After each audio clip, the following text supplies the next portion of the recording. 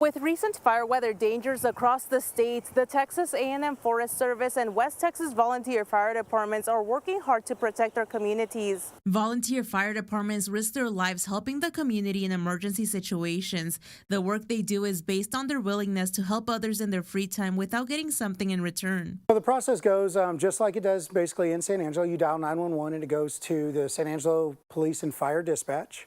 They then dispatch out whichever volunteer department in that area covers that area. And we get a text message or we get alerts on our radios.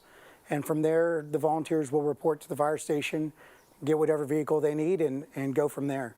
Chavez said one of the challenges the volunteer fire department encounters is not having enough people on standby during the day since most members are working. So the biggest challenge would be just trying to find enough people to be able to answer the call in the middle of the day.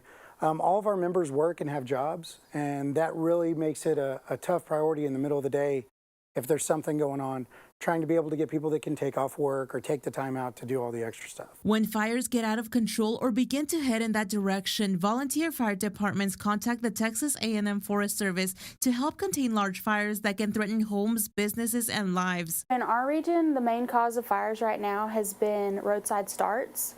We're getting a lot of people parking in tall grass, or they're or pulling a trailer with the chains dragging down. We're also getting a few mechanical starts with equipment or even welding and stuff like that. Atwood says being prepared in case of a fire is important, having a to-go kit ready to go in case of an evacuation.